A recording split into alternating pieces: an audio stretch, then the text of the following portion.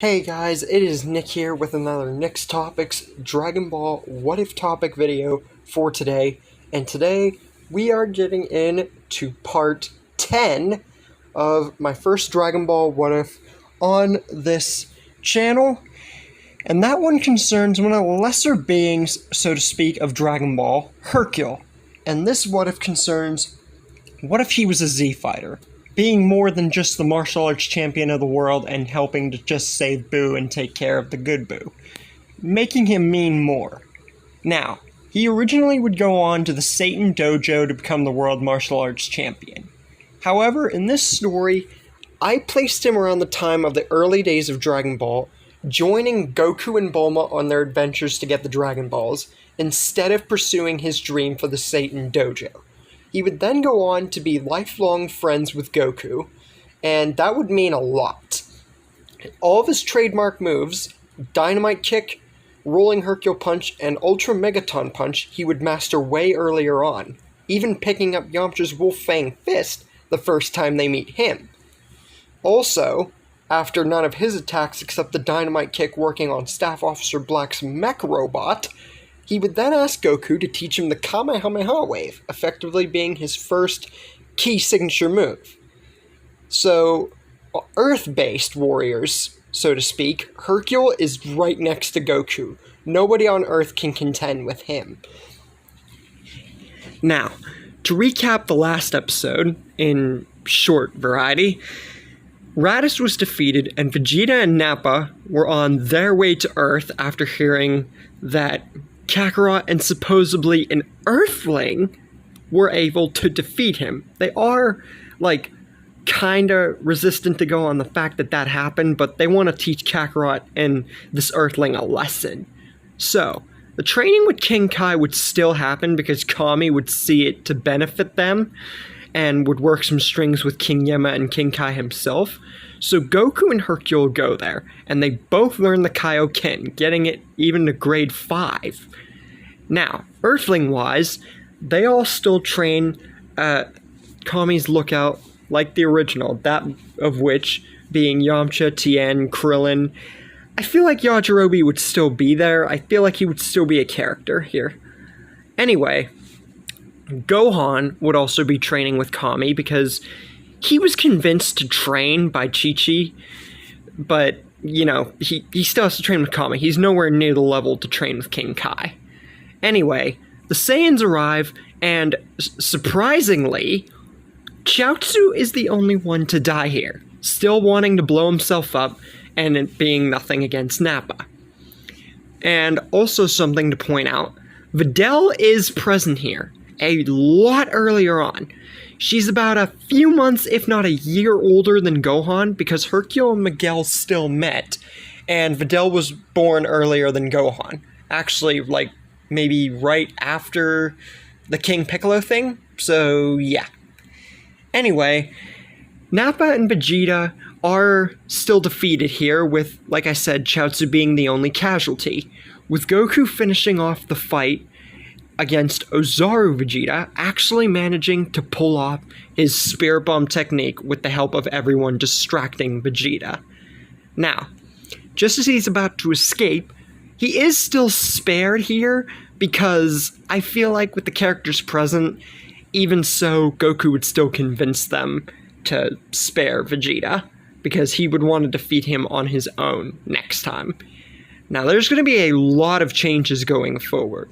For one thing, since there's no Piccolo, or King Piccolo, or Piccolo Jr., or none of that present, he would never be there to tell, Raditz about the Dragon Balls, and no one would be there to tell Raditz about the Dragon Balls, and Kami and Piccolo would never, know that they're Namekians. So Frieza doesn't know of the Dragon Balls, and neither do the Saiyans. So the whole Planet Namek sequence is never going to happen. Planet Namek is still there, it's just that everyone there is going to be alive because there's no one to go there. Frieza and his army would just be... I'm going to take a minute before I explain further. Anyway, Vegeta still goes to the same planet and is healed in the incubation chamber. Not the incubation chamber, the healing chamber. Whatever. Anyway, Still goes to the Frieza planet and is still healed. After he gets out, he is still berated by Kui, but this time there's no need for Frieza to go to Namek, so Kui more or less is just taunting him, making Vegeta exceptionally angry, but he can't really do anything because he knows Frieza's on the planet, because Kui would spout that off. And, like, a few minutes after, Vegeta sees Frieza, Zarbon, and Dodoria on that planet. Now, why would they be here, you might ask, among all Frieza's other planets? I feel that after hearing Vegeta just got defeated on Earth and Nappa and Raditz were killed, that they would be there. They'd have no reason to leave. Anyway, I feel like the Ginyu Force would be here too. It said that they were on another planet whenever Frieza summoned them to Namek, but I feel, in a way, maybe that they would be on that planet. They could have been on that planet that we saw Vegeta and Kui on and just were never, like, noticed or said or anything. So I'm gonna leave that one up to you guys. It's like a half and half. Anyway, Frieza confronts Vegeta and the two pretty much speak alone because Frieza wants this to be a private matter. He is thinking about, like, killing Vegeta for, like, pretty much going off to Earth without telling him and everything else. But he feels like with Nappa and Raditz's death and the fact that Vegeta got his butt whooped anyway, that's enough of a punishment for him. Then he questions Vegeta on the whole arcany, or the whole problem as to what happened with Vegeta. Vegeta, still being, like, somewhat loyal to Frieza because he doesn't really have a choice right now. He's just playing the good cop. He tells Frieza the whole anarchy about what happened and about Kakarot the low-class Saiyan and how an Earthling defeated him, Raditz, and Nappa. Now, this would really intrigue Frieza that humans and another Saiyan, even a hybrid Saiyan, are able to do this. In his curiosity, he tells Vegeta that he will send Kui, Dodoria, and Zarbon with backup and a few extra Frieza soldiers to help him to go to Earth and pretty much kill the Saiyans, because he wants to see if they're worth it. Anyway, they get a little mini ship to take all three of them there, or all four of them there. Now, why would Frieza want to, like, send Vegeta back there with backup and everything and just kill them? Well, I think that his view of the Super Saiyan would still be immense, and if he knew someone was stronger than Vegeta, this would definitely catch his attention. So, now all four of them are heading to Earth, which will take about a year, if not about 2 years, considering that they're way farther away than Vegeta and Nappa were. Anyway, the warriors on Earth have just recovered from their fight with the Saiyans. They all got senzu beans and whatnot.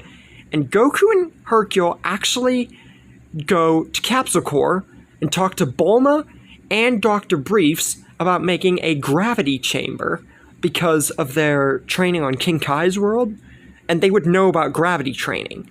So I definitely think that they would want a gravity training to, like, further train, because Hercule's still wanting to be the strongest. That view of him hasn't changed. It's just not, he doesn't have an overinflated ego like the original.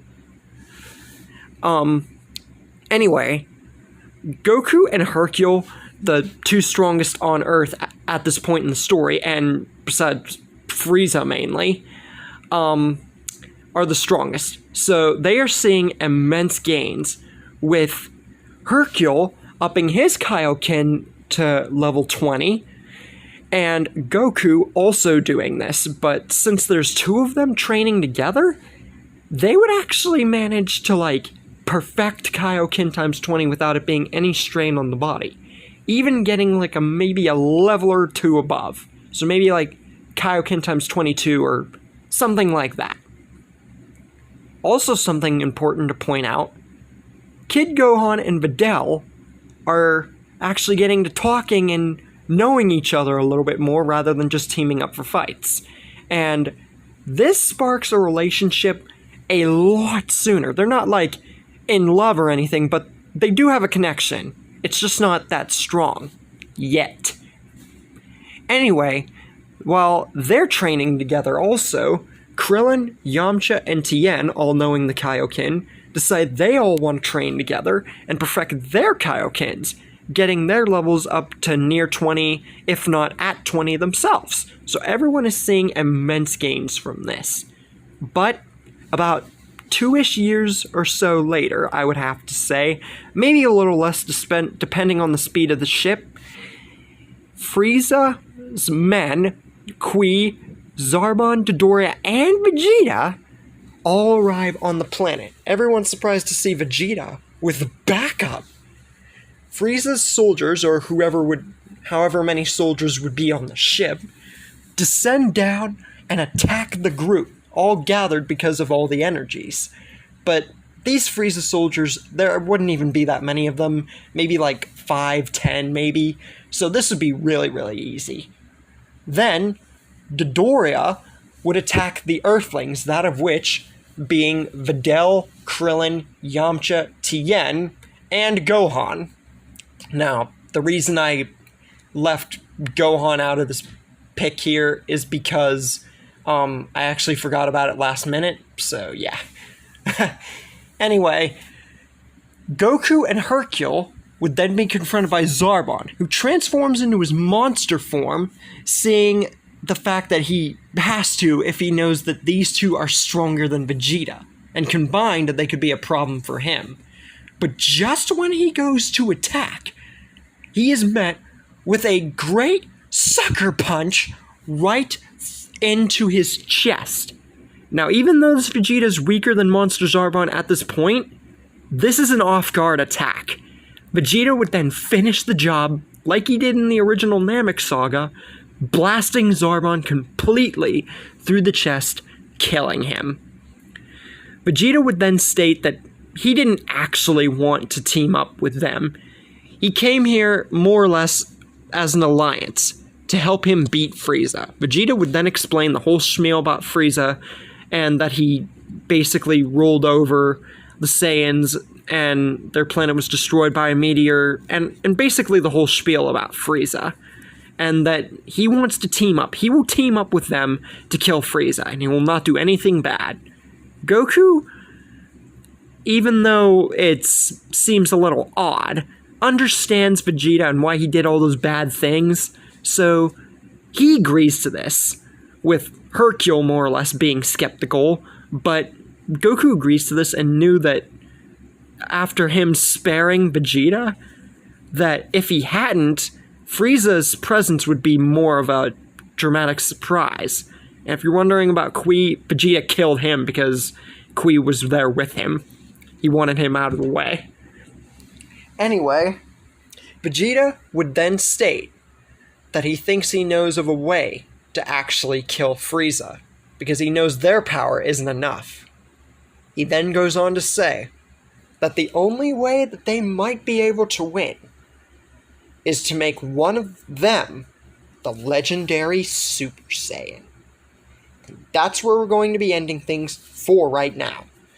So, how do you like this sort of twist into the Frieza arc? And without Namek happening, that's going to affect a lot, which means that Elder Guru still does die, but I feel like that Guru would still pass on his knowledge to Elder Mori. And that means Nail actually gets to live like his own on planet Namek for like seemingly good. What do you guys think is going to happen when Frieza knows that Vegeta's turned on him? How do you think the fight's going to go on from this point on? Leave a comment down below, and I will see you guys next time.